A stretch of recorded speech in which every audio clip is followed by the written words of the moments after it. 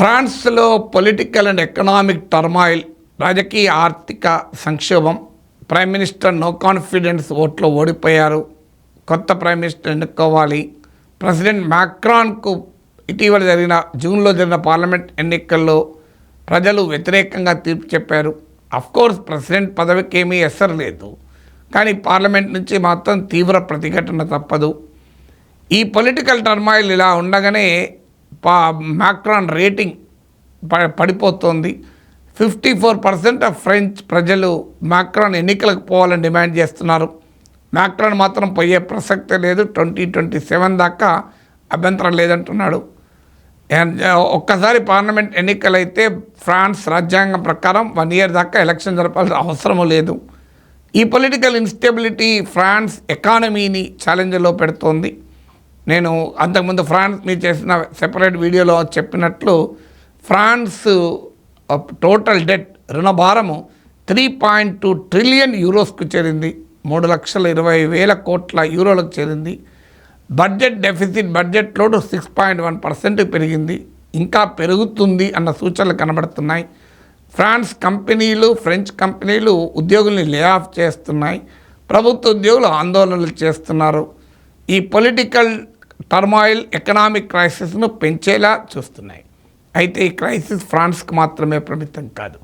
యూరోజోన్లో 2nd largest economy France, కానీ వాస్తవంగా ఫ్రాన్స్కే పరిమితం కాదు.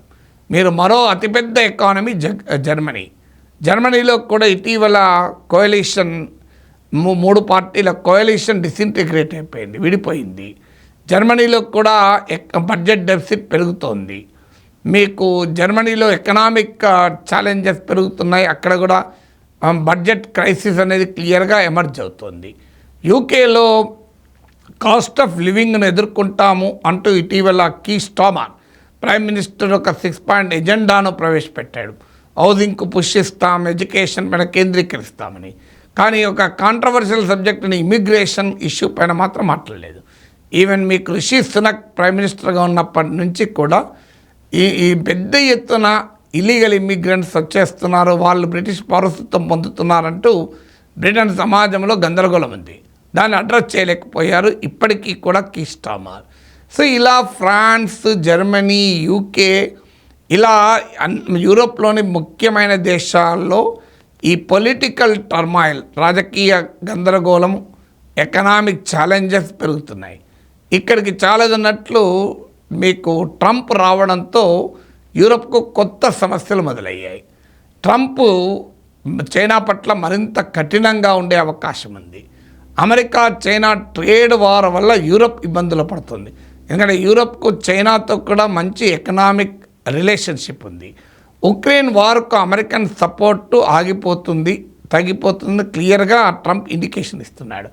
ఉక్రెయిన్లో మేమెందుకు యుద్ధం చేయాలి అని. ఒకవేళ యుక్రెయిన్ కనుక అమెరికా సపోర్ట్ ఆగిపోతే రష్యన్ దూకుడు పెరుగుతుంది. సో ఆటోమేటిక్గా ఇది వెస్ట్రన్ యూరప్కు రష్యా నుంచి రూపంలో పెద్ద ఛాలెంజ్ ఎదుర్కోబోతోంది. ఇది చాలదన్నట్లు మీకు యుక్రెయిన్ క్రైసిస్ రిజాల్వ్ కాకముందే అసలు యూరోపియన్ సెక్యూరిటీ పైన క్వశ్చన్స్ మొదలవుతున్నాయి.